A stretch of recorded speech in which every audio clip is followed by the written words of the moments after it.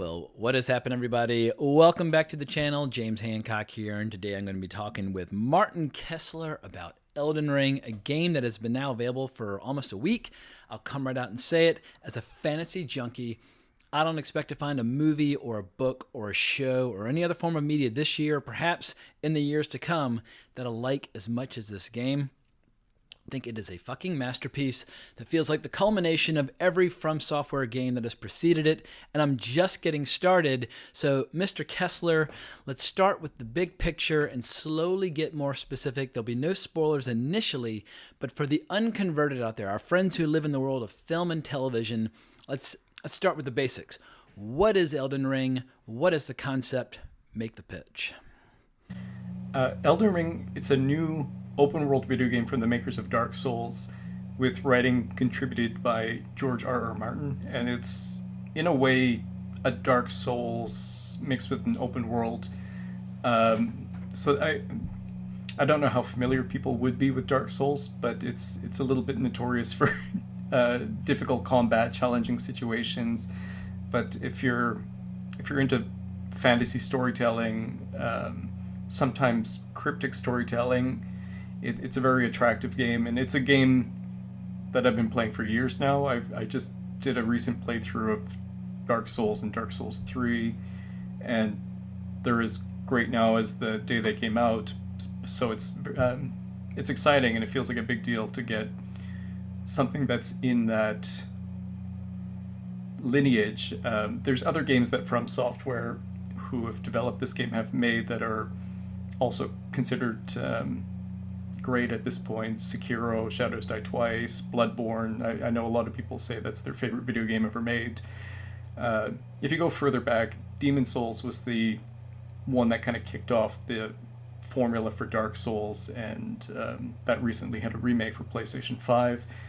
I've heard some people say that there's a specific section of Elden Ring that's like a castle area that you could basically fit all of Demon Souls inside of.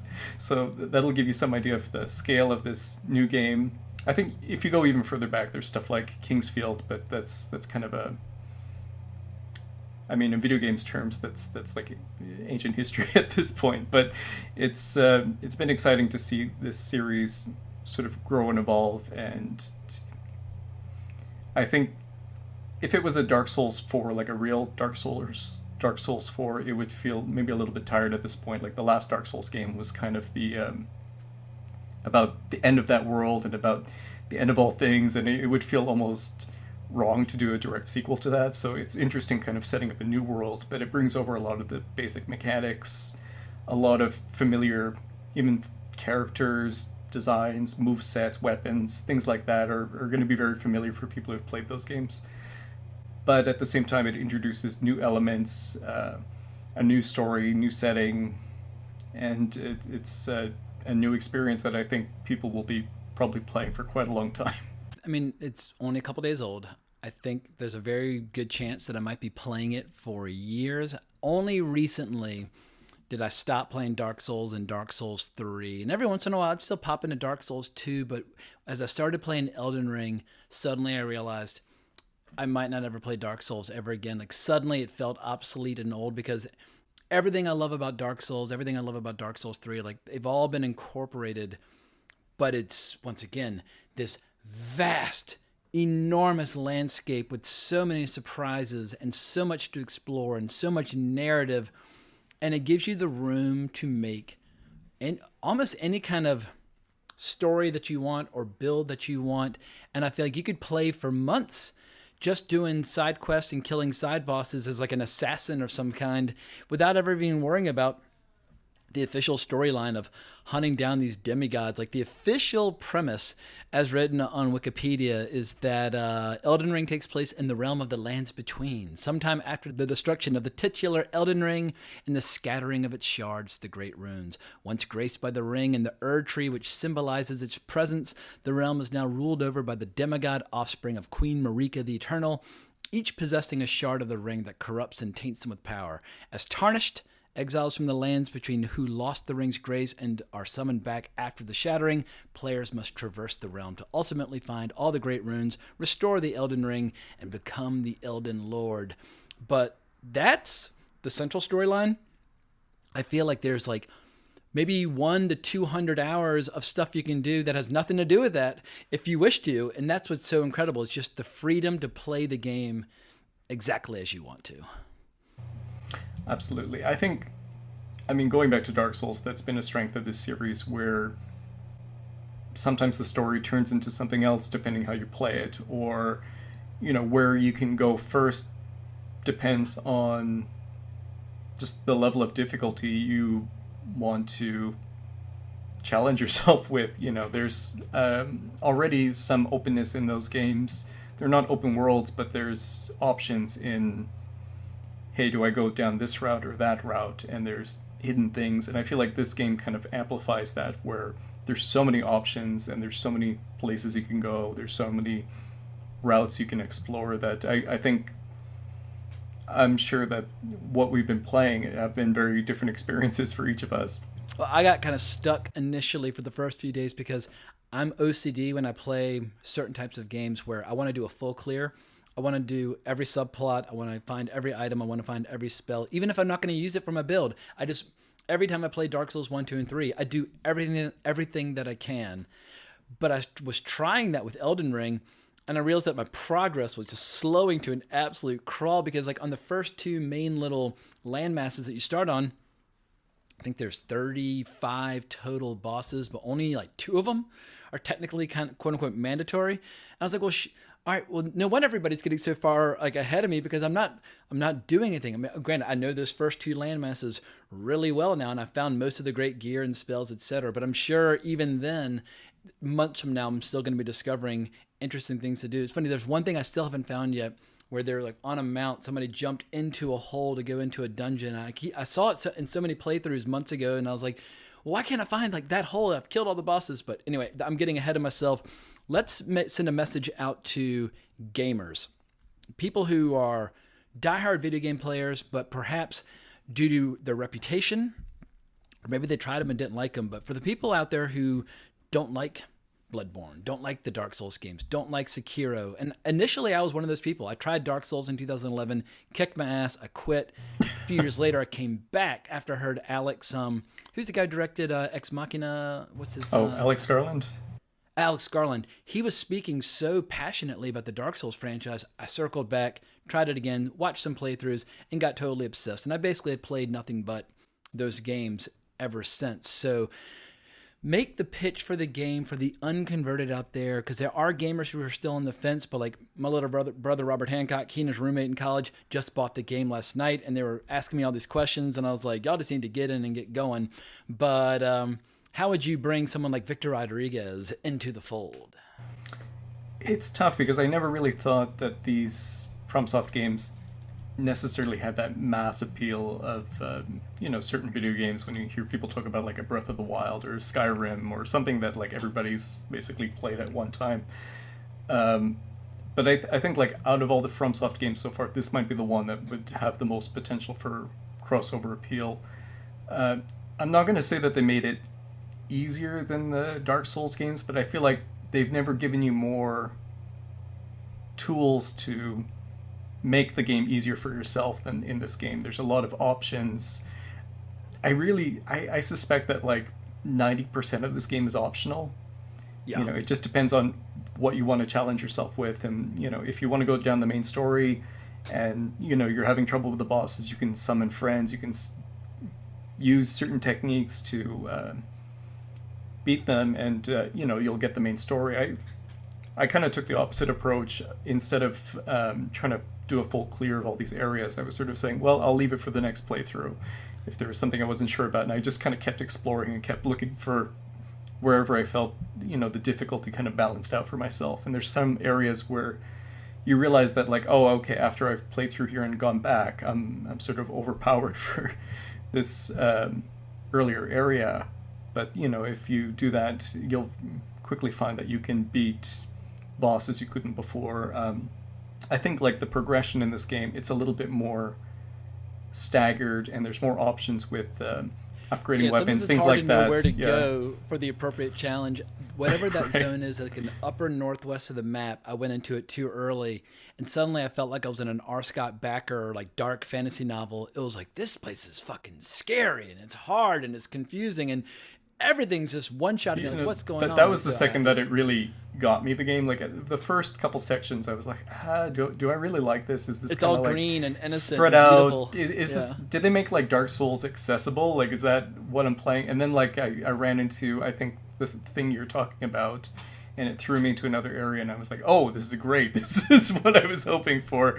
I didn't know it, but this is exactly what I wanted. So I feel like again, there's a lot of different ways to play it, and there's a lot of surprises. And I think one thing these games do is incentivize you not to worry about failing. You can run your head into the wall playing a boss as many times as you want, and you don't really lose anything. And there's always the option to go another Yeah, route. I mean, you can lose Oh, your runes, but at least you don't have to yeah, worry about becoming like hollowed or whatever the yeah. third one Dark Souls There's equivalent was. even Like, you don't even have to worry about the run-ups as much anymore. There's like little statues, so when you die to a yep. boss, you can restart right in front. There's a lot of things like that to kind of, I think, make it a little bit more accessible for players who aren't as familiar with these games. Yeah, So that quality that of seems life to be, improvements. It gives you more yeah. opportunities to die to a particular boss in a shorter period of time. Like I found a boss where I was like, oh, I don't feel like fighting this right now, and I was running around them, and I realized you can just bypass them. You can go to the other side of the arena and just jump or escape from the arena, and you're on the other side. And it's like, oh wait, I didn't even have to fight that boss. I just had to run past them, and I can go and fight them later on if I want to. But And that's what's crazy about this versus the previous games is how you can accidentally stumble into like a demigod, like whatever that zone is, that the red zone in the southeast of the map. I was riding along, I was looking for something to upgrade one of my flasks, and I'm riding along, and suddenly the biggest fucking dragon that I've ever seen, the size of like a mountain, is just sitting up there slumbering with like a dozen huge dragons that look like babies next to it. But the ancient dragon in Dark Souls 2 previously was like the biggest boss they'd ever designed. It was like, like the biggest goddamn dragon I've ever seen. And it was like an infinite, it was a little hatchling compared to this thing. I was like, this game, the scale and the scope and the ambition never ceased to amaze me. So this leads me into my next question. You and I have been actively talking about this and looking forward to this for years, in particular since the announcement trailer in 2019, where our enthusiasm started to kind of crescendo. But we live in an era where so many books, shows, movies, etc. disappoint or are frustrating or have all these problems. And so I always try to keep my expectations for anything in check, just so I don't get my feelings hurt. But now that I've played the game, I've totally surrendered. So when was the last time that you can remember seeing a movie or reading a book or playing a game where it in such satisfying fashion delivered, but more importantly, surpassed your expectations? Or are we kind of in new terrain for contemporary pop culture where something that we were expecting to be great is like way better than our loftiest expectations? I mean, it's tough. There's definitely been movies that have surpassed my expectations I've seen in like the past year. I remember seeing the Suicide Squad. I wasn't necessarily expecting like a whole lot from it, and I completely love that film. Or, there's times where I've definitely felt like things have lived up to expectations. But I think what's impressive is the level of ambition with this game, and for it to meet those expectations feels like a big accomplishment. It's I'd say like not so much ambitious in we're going to do a million different features. It's more ambitious in the sense that like, hey, we're going to take this formula and we're just going to refine it and elaborate on it and fill it with so much detail that it becomes very impressive. So I feel like it's impressive in that way. I mean, I haven't beaten it yet. My opinion might change by the end. I might say, oh, I love the first part of the game, but at the end, oh, the story really took a turn, or there's things that could disappoint me by the end. But I think so far it's been living up to expectations. Yeah, I'm 33 hours in and level 59, and I feel like I've barely scratched the surface. And I was checking the channel Chase the Bro earlier today, and Chase the Bro, I watched I don't know how many of his Dark Souls 3 videos. I mean, he's really good at PvP, very entertaining commentary. And even he hadn't finished the game yet. He's like, maybe I'm finishing it today. I was like, God damn, I know Chase the Bro's been living in this game day in and day out ever since it came out. And even he hasn't cleared it yet. Like, how much game is there to be cleared? So I guess if you were to guess right now, two questions. If somebody wanted to do a full clear where they kill all 81 or 82 bosses, or I guess I should say now, we're kind of starting to drift into some spoiler territory, so watch out. But if you were to guess, how long would it take to do a full clear where you kill every boss? But more importantly, where do you think the speed runs are going to kind of settle? Like with Dark Souls, somewhere between like 55 and an hour 20, like the world's best for doing speed runs of Dark Souls in about that period of time. Where do you think the speed runs are going to initially start, and where do you think they're going to kind of settle? I'm really curious about this. I'm wondering how people are going to find ways to break this game, because again, like, I think as much as there is, a lot of it's probably completely optional, and I think there's still some bypasses that people haven't realized are in this game yet. I know Miyazaki, who is the co-creator of this game, who's in charge of FromSoft, said you can beat it in about 30 hours. But that's not a full clear. I think that's just like a main storyline kind of a playthrough. I'm probably about, I think, between 30 and 40 hours in right now, and I'm maybe halfway. And, I'm still taking time to explore stuff and do things and fight optional bosses. But I think it probably all depends on, if you want to live in that world, or if you just want to plow through the story, or how you want to approach it. But I think in terms of speedrunning, it's going to be curious to see if there even will be a speedrun community that develops around this. Like, I've been watching people like Lobos Jr. There definitely I think there will, because people love those games, so but enormous. it's also a huge game, so it's like, I don't know. I don't know what that's going to look like. And some games lend themselves to speedrunning. Some people are doing Sekiro like in 20 minutes. So I was like, Jesus Christ. Yeah, I forget what the record is for Dark Souls, but you can beat it in like half an hour if you really know what you're doing. Like, I've never been that good, but like I do realize over time, I think the first time I played Dark Souls, it took me like months, because every single segment of the game was like a new challenge for me, and I really had no idea what I was doing. I didn't even know, I think my first playthrough, how to upgrade weapons. I didn't know like anything. And like, the most recent playthrough, it's like, 3 days, you're at the end of the game. So it's more a matter of getting in tune with what the game is and figuring out how to play it and what all the tricks are and where all the spots are. And, if you go down this route quickly and use the teleporter and get this weapon, you can plow through it in a couple hours. I wouldn't be surprised if people find ways to break Elden Ring quite a bit for a speedrun. So it might not be as long of a game as it may seem, but yeah, we'll you see. mentioned choosing whether or not you want to live in this game. This is the first game that I've played in probably about a decade where it does feel livable, because obviously you can interact with people in co-op and PvP and that sort of thing, but there's so many side quests that you can do in terms of refining your weapons and refining your builds and playing around with those ashes that you put on your weapon, and just there's so much variety. I do like World of Warcraft. I won't even admit.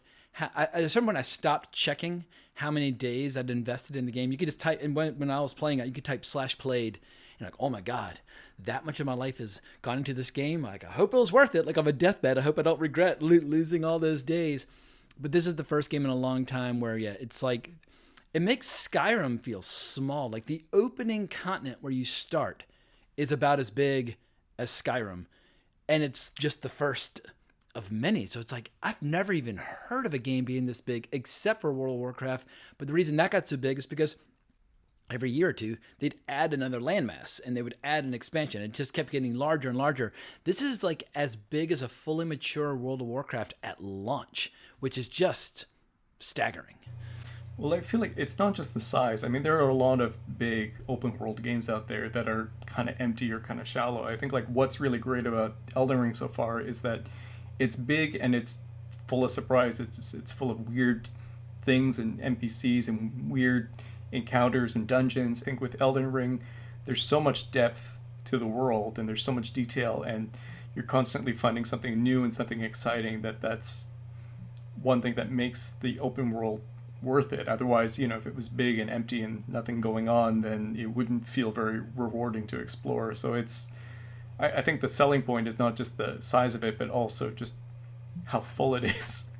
Yeah, I had a big turning point in my playthrough when I was first exploring it. I was like, this is very peaceful and relaxing and beautiful, riding around and having adventures. But it wasn't until I went into the first big dungeon that's available. What's it like? What, Sunvale Castle or whatever the hell it's called? Like the first real like boss that you fight in the game. And once you get inside, it's like, holy shit, this is like the coolest vertically integrated and designed dungeon that you could ever hope to see in a game like Dark Souls, where that was always my, like, part of the appeal for Dark Souls is finding shortcuts that improve navigation and seeing the way all the different worlds are and the different zones are connected. And as I started finding secret passages and hidden zones and like hidden layers underneath, that's when I realized what we were in store for was something really special, where like the best dungeons you could possibly find in a Dark Souls game are kind of littered throughout this beautiful and sometimes nightmarish landscape, where there are so many times where I just stop and just take in the sight of what I'm seeing. Like, oh my fucking God, I cannot believe how lushly and beautifully rendered this entire fantasy landscape is. And just knowing that if I see a castle off in the distance, I can ride up to it. And when I get there, it's going to be gnarly and complex and like, narrow hallways and trapdoors and all kinds of crazy stuff. And once again, I've never seen a game that's done that so successfully. I think that's where this game really shines too, is in the level design for those specific areas where you feel like, go from these big open spaces into something that's like a tightly wound coil, and it's so intricate, and, you realize, oh, there's, maybe some platforming where it looks like, hey, maybe I'm not supposed to go that way, but maybe I can. And if I jump on this ledge and creep over and jump that way, and all of a sudden you find something new, and you realize it's very densely packed, some of these areas. Yeah, I didn't realize just how many options I have in some of these places, where prancing around on rooftops and kind of walking along weird little ledges are totally recommended and lead to hidden treasure, hidden bosses, secret doors, etc. Like, there's so many doors that you find that say they do not open from this side, and you kind of forget about them. And then like 30 minutes later, suddenly you find yourself on the other side, like, oh, now I see how it all connects, and so on and so forth. And so I guess if I had one critique, would be it's too easy to kind of teleport around. Every once in a while, I'll be riding along, find one of those little spots where you can kind of like, quote unquote, like save your game or rest. And then I'll ride like 30 feet and I find another one. Like, I just passed one like 5 feet ago. I don't need another one like right here. I was sort of thinking this myself, and I was going to ask you if you think that the fast travel should have only been from those sites of grace. I think that's maybe something that, I don't know, I feel like you lose some of the tension in exploring when you constantly can just sort of teleport out instead of pushing forward to find the next thing. One exception, though, I don't know if you found this, there's a vendor called like War Master such and such in the First Continent who sells a lot of those ashes. If you go to his spot at night and then you travel to the little candle or campfire or whatever, if you travel and land there and it's still night, instead of the vendor being there, there's a hidden boss with this sword that chases you around. And it was an awesome killer little fight scene. It took me a couple tries to get him down. So then I was like, all right, it is kind of cool that I can travel 20 feet away, teleport back, and respawn them and keep trying again and again. And so there it was interesting. And like I said, there's so many hidden bosses scattered throughout. I never even would have known that he was there if I didn't see a guide telling me to look for a hidden boss there. So I imagine I'm going to continue to find hidden bosses for months. But I love how you can just be riding along a road at night and suddenly there's just a boss just chilling on a horse, just like walking along, and you can take the wide way around him, or you can fight a boss then and there. And I've never seen a game like that where like the hardest bosses in the game, you can just kind of stumble into them and boom, suddenly you're in a fight for your life. Well, also, I think what you're saying about not having known about that if you hadn't read the guide, that's one thing I would probably recommend to new players, is not looking up guides. I think you're going to have a better time if you just sort of mess up on your own and discover stuff on your own. And I think it's really exciting to not know, oh, you have to go here and do this and this to accomplish this, because sometimes for me, like, the obtuseness can be very rewarding in its own way. You figure things out for yourself, you stumble across stuff and you're like, wait, what even caused that? why do I have this debuff on me? What's going on? And you look Yeah, it the up, and hugging girl it's, puts oh debuffs my on you, god, and I was like, and I just realized today, like that I I've just had all found these that out little today red, too. I've had all these red boxes on my character for days. And I was like, oh, because I keep hugging that freak back at the round table. Here's what I'll say, and leads to my next question. I was going to ask you. Let's start getting into the weeds of some of the quiet moments. Like this game is full of epic moments, but it's also got these really eerie, quiet moments where you're totally immersed. And that was one of like the big dramatic moments for me when you go to the round table, you find this girl, she offers to hug you, and the game just slows down, and you share this tender moment with an NPC. I was like, this is so beautiful and mysterious and strange.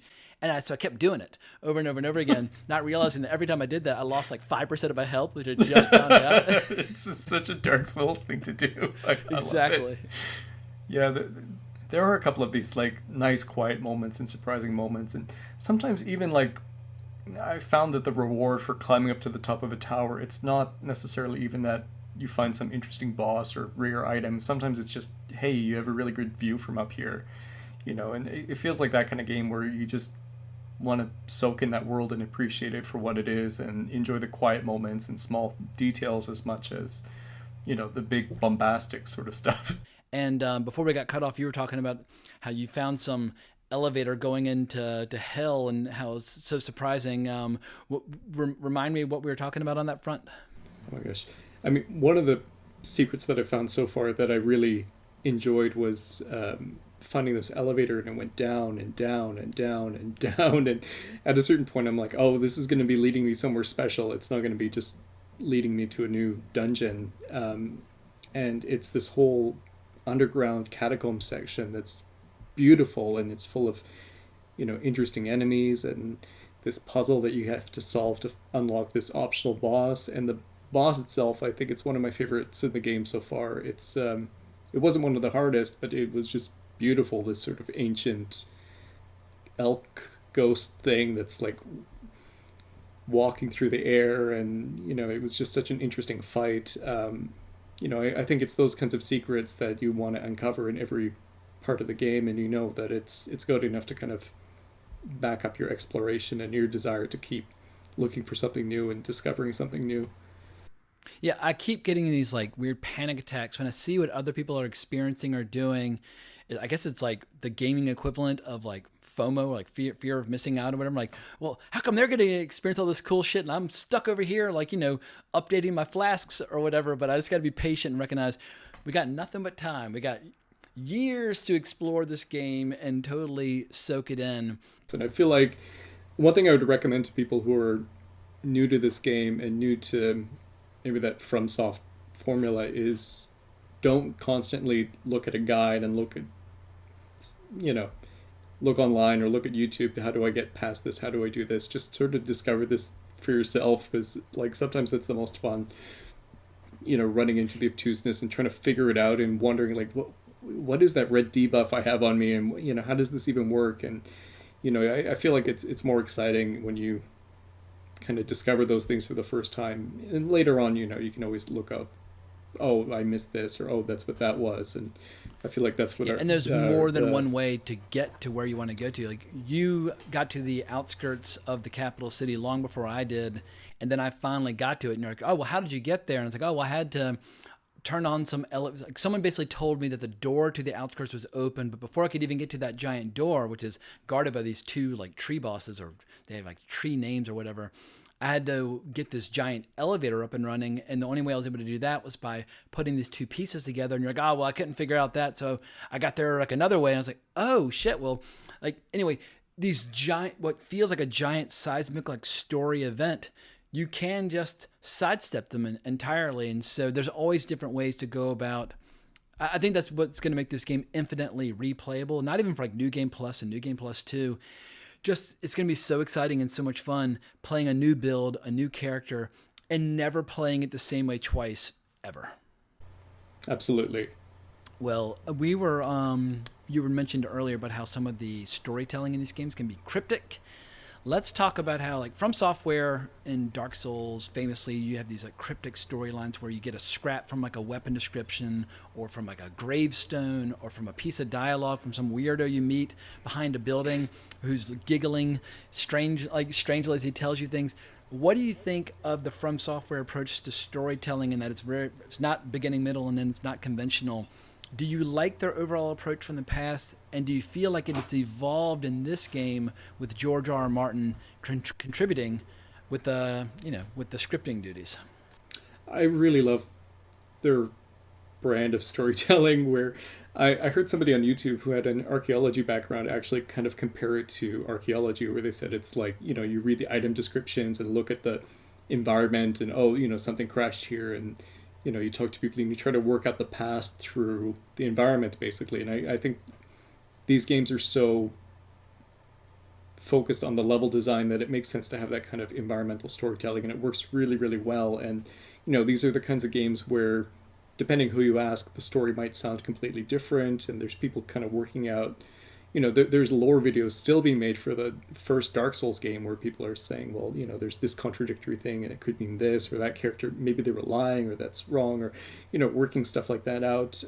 I feel like Elden Ring, it has some of that. It's probably a little bit more straightforward than the Dark Souls games. I feel like George R. R. Martin's narrative aspects that I've brought to it are probably one aspect that might be more accessible for people who aren't as into that idea of like that very cryptic sort of storytelling. I still don't know what Dark Souls was about. I mean, I played Dark Souls all the way through many, many times. Got up through like New Game +4 and +5 and all this stuff.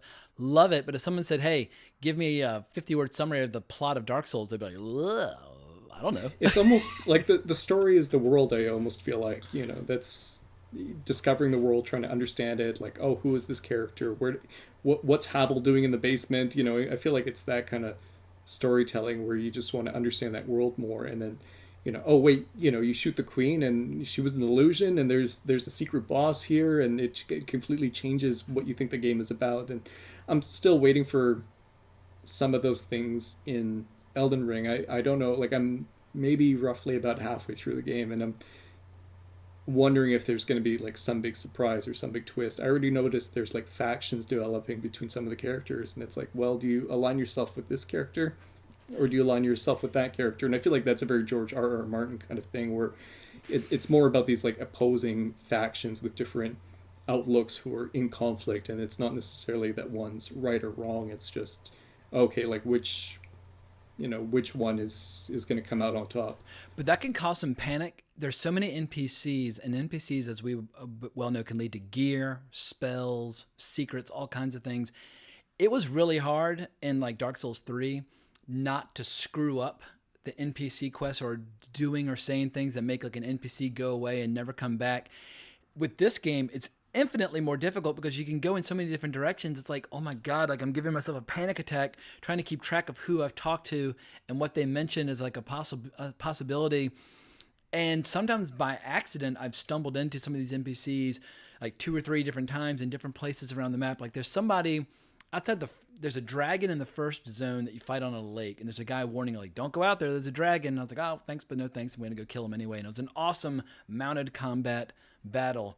And then I found this guy again many continents later, dying. And as soon as he dies, I got invaded by an NPC, and I had to battle it. And it was a really cool battle. But I was like, God damn, like, did I miss a bunch of steps before that? I really don't know. But I mentioned mounted combat.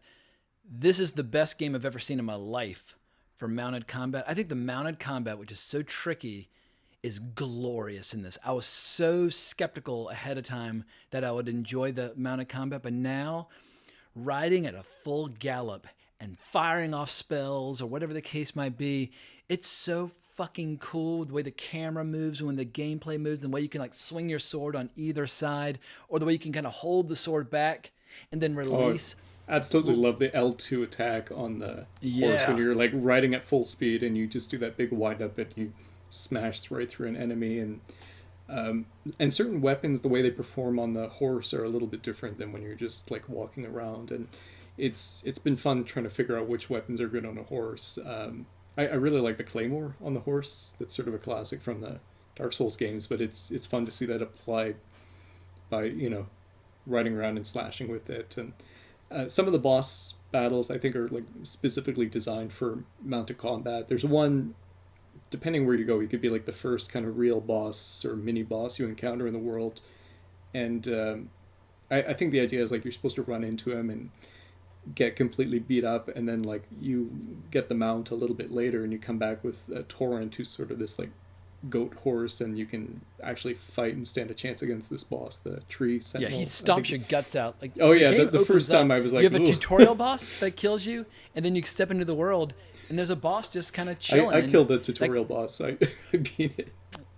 nice. I got my. I walked in. I was Yeah. like, oh, interesting, a tutorial boss, and he just went smash, smash, and I was like, Oh, all right, I 'cause guess I I'll try was, again the next time around. I came off the high of like playing Dark Souls 3, so I just went like and demolished this guy. And then you want to know what happens as soon as you beat him? You go through the door. There's a cliff, and then you walk to the edge of the cliff, getting this nice, beautiful view of the world, and it collapses, and you die Nice. anyway. So you die Nice. no matter what. But it was just like a moment of like, oh, like yeah, I get that that's the boss that's supposed to kill you, but Yeah, because I think maybe it was Chase the Bro or maybe Fighting Cowboy, but somebody who they're showing how hard it is to beat the tutorial boss and how hard it is to beat yeah, that well, first guy 'cause you wandering don't have around like any the opening starting zone. any Estus or anything like that. Like you can't heal, you can't do anything, so you just have to kind of dodge him and whack him a lot. Well, let's rank this game. I feel like the true beginning of From Software in terms of this format starts with Demon Souls, goes to Dark Souls, then Dark Souls 2, then Bloodborne, then Dark Souls 3, Sekiro, Shadows Die Twice, and now Elden Ring. If you had to rank them from least favorite to favorite, so and obviously your opinion of this game might change and evolve, how would you say compares to the rest of them, and to what degree do you feel like this is like the end game where all those other games have been kind of like leading toward and building toward, where like different pieces have been slowly but surely being almost kind of channeled into this one? It's really tough because again, like I haven't finished it, so it's hard to even gauge like where's this going, how satisfying is the ending going to be, this and that. I I think for me, even though the original Dark Souls, it's over a decade old now. For me, like that's always kind of going to be the classic, and you can still go back to that and enjoy it and play it. And I feel like technically, like they're all steps up. The From Software's very good at kind of refining and adding new elements. And it's like, oh, after Sekiro, the jump is added to the formula basically, and it feels like they're constantly kind of refining. So like from a technical standpoint, I think Elden Ring is far and away the best, but like it's not as if those other games are suddenly not playable. I think like if you want the Bram Stoker, H.P. Lovecraft kind of vibe, you're going to want to go back to Bloodborne. If you want the kind of samurai ninja experience with all the weird fantastic kind of stuff, you're going to go back to Sekiro. And there's reasons to revisit all of those games and still love them. And I don't feel like Elden Ring necessarily replaces them, but I think from a technical standpoint, it kind of takes from those games and builds on them and builds it into something bigger If I and can more be ambitious. grandiose for a moment, I think what Elden Ring has done for this game is kind of like when movies first arrived, they took all the previous art forms and stirred them all together. Like if you liked the written word or plays or theater, it incorporated that. If you liked photography and like visual images and visual storytelling, it incorporated that. If you liked music, it incorporated that. Movies represented in 1895 or whenever they're first invented, kind of like, it was like somehow just everything was coming together. And I feel like with this game, everything that I love about RPGs, going back to the first RPGs that ever played, like wizardry on like the Apple IIe and all this crap, but I feel like this is the end game. The RPG has taken a major leap forward, and every once in a while a game comes along and there's a major leap forward.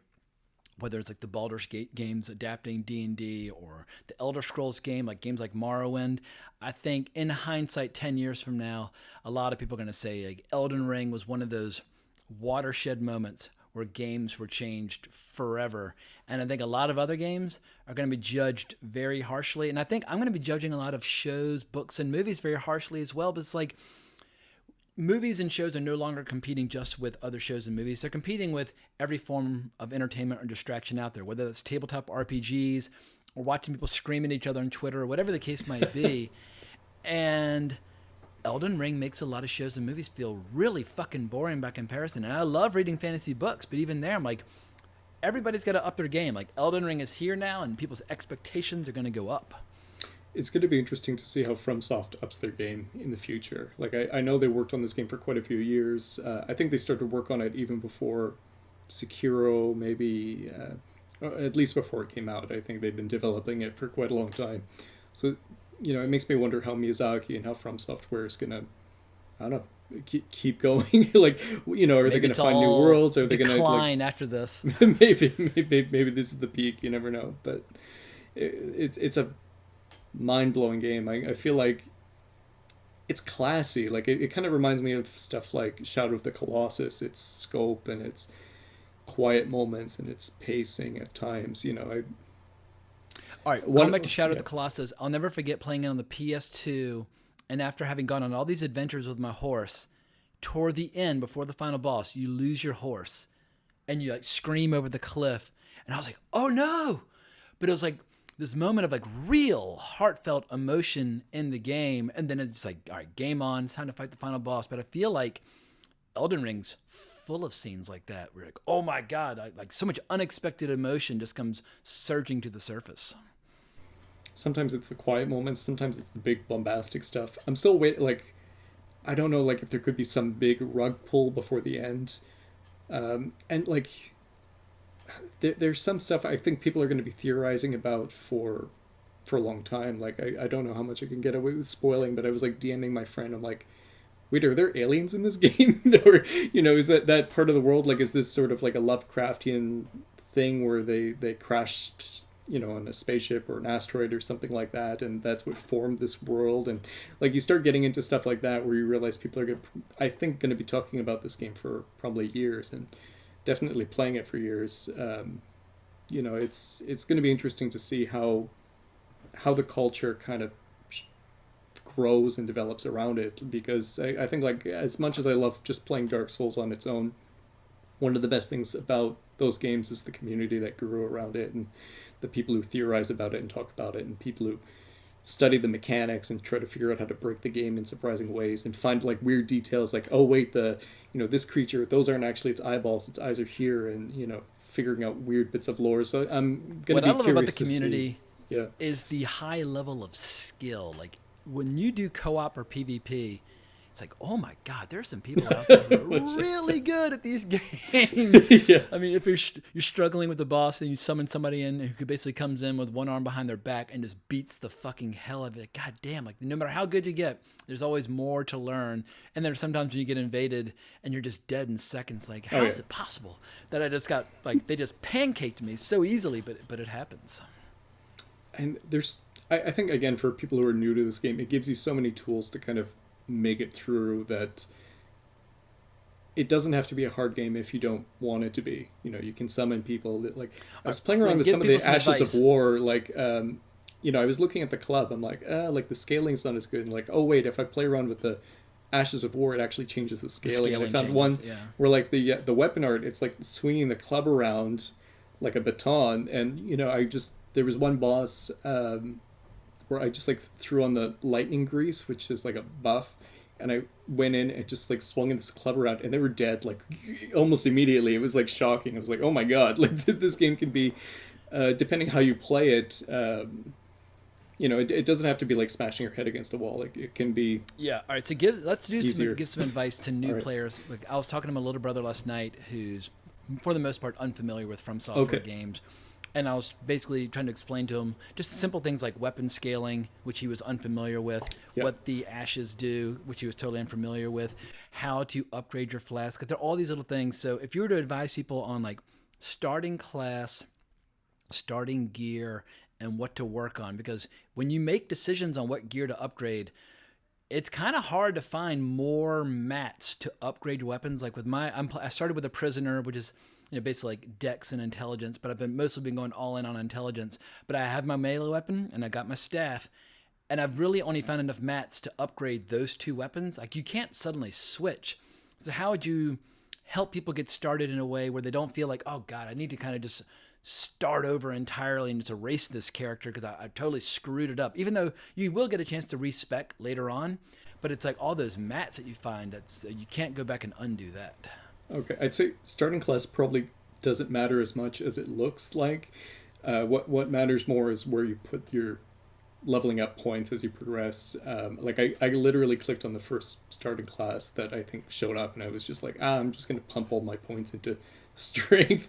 And I'd say one thing I learned after playing the first Dark Souls, like way back when, is don't put your points evenly into all your skill sets. You know, don't point it. Oh, Like, so this is a level up into, max. Yeah. you know, intelligence, strength, dexterity. Like if you try to even it out and think like, I'm going to make a character that's perfectly balanced, it's not going to work out well. You kind of have to pick what you want to be your skill. And I'd say like it takes a little bit of experimentation, but if you find a weapon that has like dex scaling and you like the way it moves, start putting your points into dex, or whatever it is you want to play as. And like there are times where you just sort of realize like, like I could use a little bit more stamina. Or this game, like I usually don't put many levels into focus points, but I was enjoying using the summon. I was summoning this jellyfish to help me fight some of the dungeon bosses.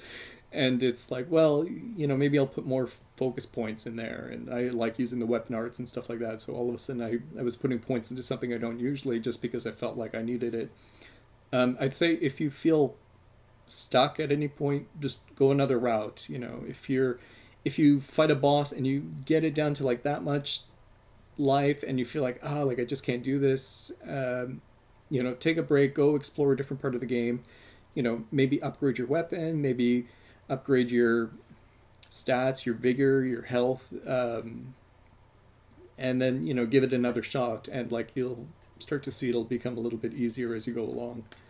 I've had so many photo finishes where quite literally, like when the boss goes down, I have no flasks left, I have no spells left, I've got like a millimeter of FP and like a millimeter of health, and I'm wow, like it's just like I was just barely like powerful enough and or skilled enough to handle it. But it is very satisfying when you have like those teeth grinding kind of palm sweaty moments where there's just too many games where you just get to steamroll your way through it.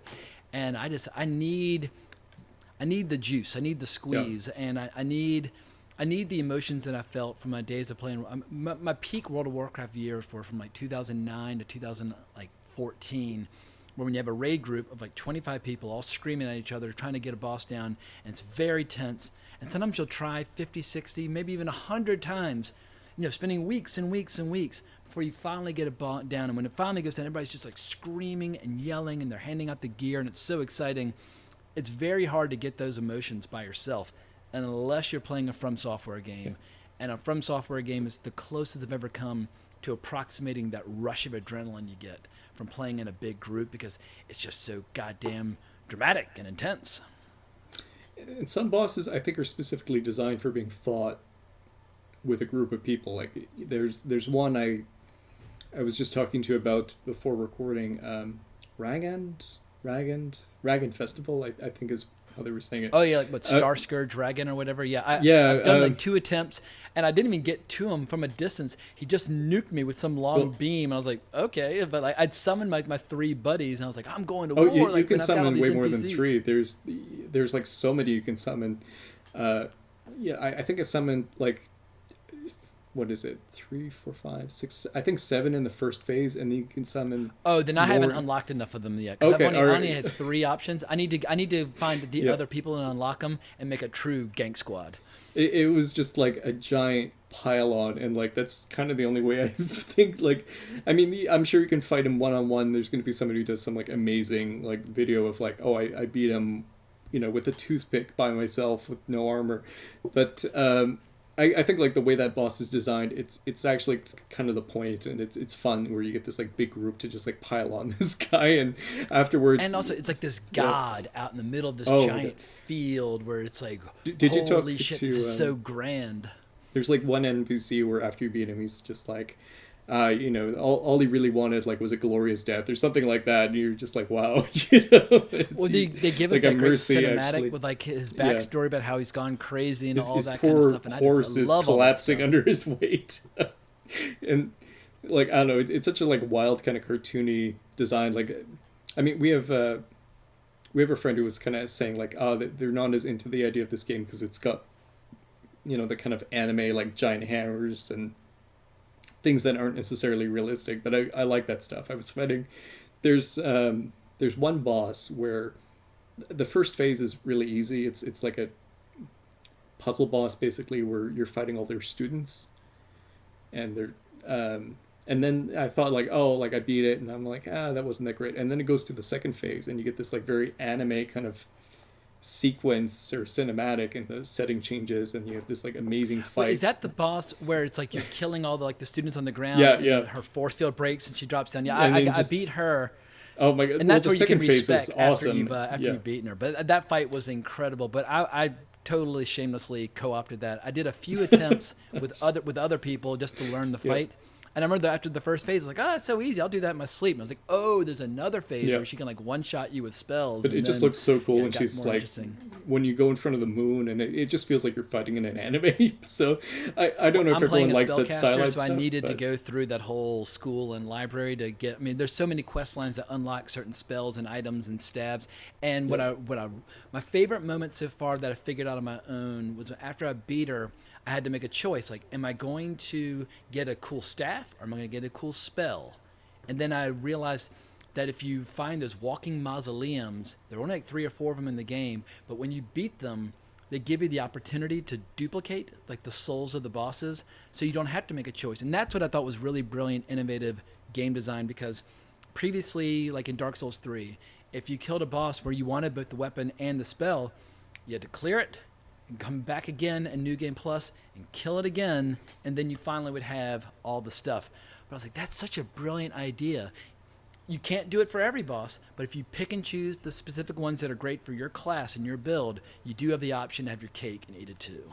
Well, I'm going to open the floor at this point for anything you want to discuss, because my questions, such as they were, have been exhausted. So, just as somebody who loves cinema and loves books and loves all sorts of crazy stuff, what are the kind of final points about this game that you want to talk about now? And who knows, in a couple weeks' time, we might be like, we totally got it wrong. We missed everything that's cool about this game. We got to do this again. It's But right possible. I mean, now, yeah, what is kind of like your final message for people out there about what is fascinating about this game? Because I guess I was a few days into it, and you had made your eyes go completely bloodshot, and you were playing nonstop. Like, what makes this game so goddamn addictive?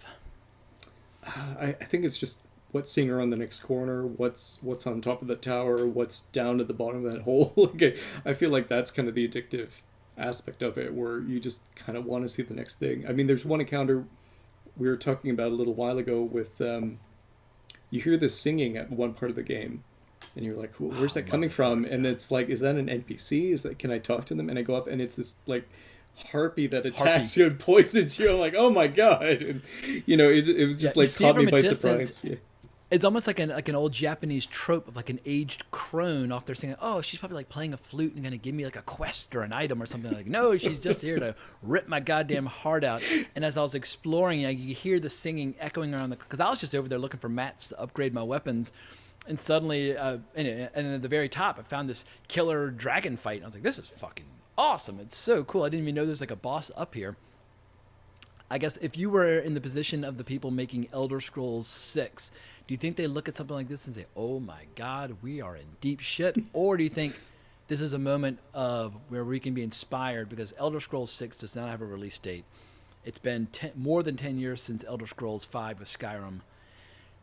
Obviously, between Morrowind and Oblivion, and even like Daggerfall, as well as Skyrim, and those are some of those popular RPGs ever, but they feel pretty anachronistic compared to this, especially in terms of combat. What would you advise to the people working on Elder Scrolls 6? Because I feel like that's the next big, giant, open-world RPG on the horizon. I mean, hopefully the big takeaway, it's not like, well, hopefully a takeaway from this game is don't fill it up with microtransactions, don't hold people's hands, don't do any of that stuff. Just make a good game, Like I feel like that's kind of the takeaway isn't necessarily to copy any of the features or try to imitate the combat or anything like that. You would just hope that other people want to take what's good about their formula and refine it and kind of push it to the next level. And I love how Elden Ring refused to add difficulty settings. Every time one of these games comes out, there's always these obligatory annoying reviews like, you're being exclusive or blah, blah, blah. You're preventing people from getting like the full experience, blah, blah, blah. It's like, well, then watch a fucking playthrough. You can get the full experience, blah, blah, blah. But I love the fact that you have to get better or more strategic or more informed or just go off and spend more time leveling up. You can always go get more health. You can always go get more strength or more damage or whatever, then come back and try again. I love that, like, because even like in like Skyrim, there was legendary rating and there's like all these different difficulty settings. And it just, for me, it takes away from my enjoyment when I know something can be nerfed, or even worse, some games where you can. It's one thing if you have set your difficulty setting at character generation and then you have to leave it alone the rest of the playthrough. But there are tons of games where like you hit a wall, you can make it easy for that fight and then go back to a higher difficulty rating and continue. And I feel like you're cheating your players when you make that an option. I mean, I do feel like the difficulty of these games is an artistic choice. And again, like I think there's a lot of ways to make the game easier for yourself. You don't have to fight every duel one-on-one without any help, without any magic or any of that stuff. And like again, the Dark Souls games, like that's my template to kind of go by. But you know, the first time I played through, it was so difficult because I didn't really know what I was doing. But eventually, you figure it out and you get on its wavelength. And the first time I managed, you're like, there's no way I can kill this guy. He's so aggressive. He's so fast. But he seems like old-fashioned now compared to some of the more aggressive bosses I've encountered since. I know. Well, especially, I feel like since Bloodborne, the bosses have gotten just so much more aggressive. And, I mean, I feel like this was kind of a takeaway from, like, Bloodborne and Dark Souls 3, but I don't even use a shield in Elden Ring. I've seen a lot of people, like, going around with the shield and poking, and, like, not that that's not a valid strategy, but I get so used to just dodge rolling and just not getting hit that it's hard to kind of, like, abandon that. So that's been how I've played this game so far. It's totally viable to play with a weapon in each hand with a dex build, or just a big ass fucking hammer with a strength build, and you are off to the races. And that was one of my favorite playthroughs of Dark Souls 3, was playing with like a little curved sword in either hand, just eviscerating people, and like the damage output was insane. And yeah, you can't put your shield up. I mean, you can put your weapons up and block a little, but basically roll through everything. But I love how that mechanic, it's so unrealistic, but it works in these games. Like, you would never like see like on a medieval battlefield, people like in armor rolling through attacks and then coming up and poking each other. But it's just become a part of the whole flavor. You roll through the attacks and you pop up and you poke them in the back or whatever the case might be. And I love it. Right. Well, I think, again, like the difficulty, it's not even just that, like, oh, I'm not a high enough level to fight this guy. I think like a lot of the difficulty comes from like, oh, that's a hard enemy placement, you know, how do I get past that? And like, oh, I attack that guy and this guy pops out the corner. Or, you know, I think it's more, I mean, I think it is more skill based than like, oh, you need to be at the right level to fight this and stuff like that. But usually at the same if I time, die to a boss, it's because I'm swinging too many times. And it's like, swing once and then take a break and then swing again. But if you try to swing 3, 4, 5 times, you're being greedy. And guess what? They're going to beat the fuck out of you. And just learning to take your time and observe. And I mean, I'll never forget this guy, Moondoggy, back when I was playing World of Warcraft, he said, every boss is a dance. And when you learn the dance, the boss goes down. I was like, yeah, you're right. You just got to learn the dance. And once you know the dance, it's super easy. And you just it just becomes relaxing to fight them. But usually if you're dying, it's because you're not following the dance. You're forcing it, and you're attacking when you shouldn't be, or you're trying to heal when you shouldn't be. You have to obey the rhythms of the dance because every boss has a pattern. And when you learn the pattern, they die. Well, and if you keep playing enough, eventually you'll beat them. You'll get past it. I feel like this game, you don't really lose anything. You know, you might lose some ruins. You have to go and farm if you want to go up a level. But I feel like the only way to lose this game is to stop playing. You know, there's no game over.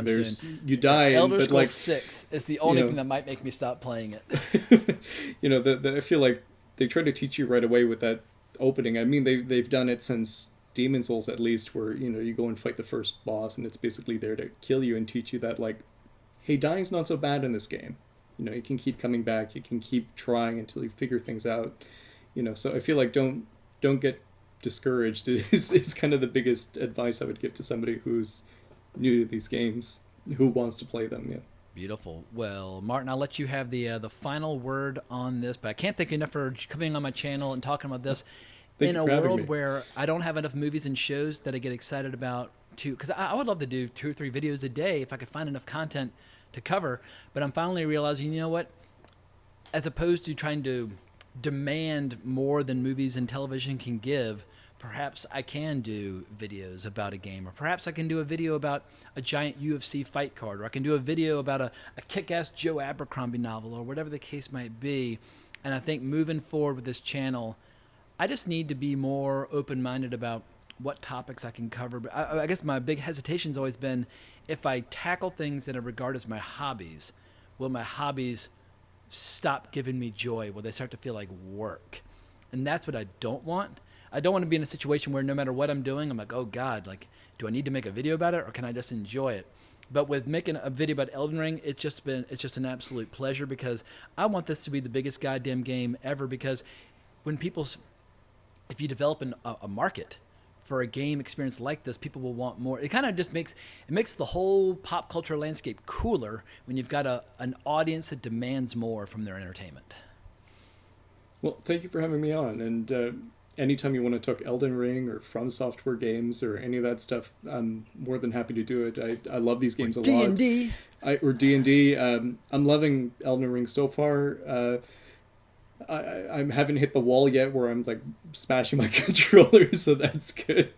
But I rage quit a few times, and I don't recommend people rage quit, because if you rage quit, you might lose your progress. You can lose. I lost like 9 hours at one point, and I lost like 2 hours at one point. Because I'm so, playing maybe it on. I should log out. I was worried that I was going to have problems because I was playing it on the PlayStation 4, and I'm like, well, that's the older system, and is that going to work as well and run everything properly? And apparently that's the only one that hasn't had issues. So hopefully PCs that gets have all the most issues. Yeah, yeah. Usually hopefully PCs they are patch that. that's the elite of the elite, but PCs have had a lot of problems with the game. Yeah, I hope all that gets patched very soon and people don't have any more problems, because there's nothing worse than like beating a boss and then losing your progress and feeling like you just lost that achievement. So It actually freed me. Prior to losing my first big chunk, I was trying to do my full clear, and I'd just using this like map of the locations, I'd killed the first 34 or 35 bosses, and I was like, yeah, now I can move on. And then I lost a bunch of progress and realized that like half of one of those continents, all the bosses were back, and I was like, ugh. But then I realized, you know what? You have been set free, because you're not going to do full clears moving forward. You're just going to do the things that give you joy and level up your weapons, find spells, and kill the right bosses, etc. And so it, in a weird way, was kind of the best thing that could happen to me, because I stopped being OCD about my approach. Well, where can people find you online if they want to talk about flicks or television or books or games or whatever the case might be? And where can people find your podcast? Where can people see your erotic photography? Now it's time to plug and promote all the stuff that Mr. Kessler works on in his spare time. best place to find me is on Twitter. I'm at Movie Kessler, and that's where I post all my new projects, all my comings and goings, and podcast stuff, movie stuff. So people can check me out there and hit me up about Elden Ring. I've been doing nonstop screen grabs posted basically since the weekend I started playing for Elden Ring, and I've been including the hashtag so people can mute it if they don't want to be spoiled, or if I'm just annoying them with video game stuff that nobody wants me to be talking about. But yeah, if you want to hear more about Elden Ring, just hit me up on Twitter. Beautiful. Well, we hope y'all have enjoyed this conversation, and come up in the future, I think I'm going to make an Adrian Lyne video, because he's actually got a new movie coming out with Ana de Armas and Ben Affleck. It's like his first movie in 20 years. And at any rate, I'm always trying to find new topics to explore that are both current, but also give me an opportunity to talk about something old as well. But we can't thank anyone for watching. Please feel free to leave any suggestions or comments below. And if we got anything really wrong, for anybody who's like way ahead of us in this game, let us know. Just leave some nice constructive feedback. But I am interested in getting to know more of the Elden Ring community. And don't be surprised if you see some videos about tabletop RPGs in the future, because Martin and I are right now part of a first edition D&D campaign, and I'm eager to do some breakdowns of some of the modules that we're running. Martin, if you were to make a prediction, so we have 4 players with two characters each, which character is going to be the next one to move on to Valhalla?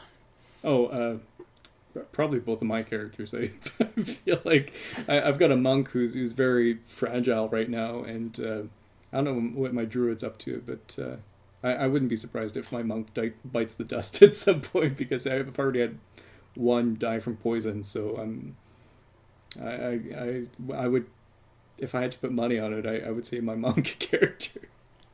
Gotcha. We shall revisit this topic at a later date, but we can't thank y'all enough for listening. And yeah, please remember to like the video, subscribe, hit the notification bell to be notified for future content. And we hope everybody has enjoyed it. I guess enjoyed playing the game thus far. And if you are just a film and TV junkie, we hope you've enjoyed just gaining a little insight into a different world. But once again, thanks so much for watching. But more importantly, as always, onwards and upwards.